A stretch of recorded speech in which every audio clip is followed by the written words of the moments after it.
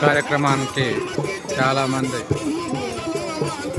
మహిళలు చాలా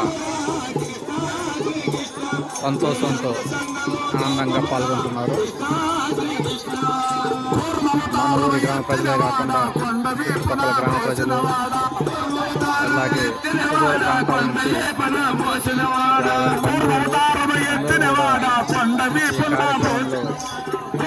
పాల్గొంటున్నారు.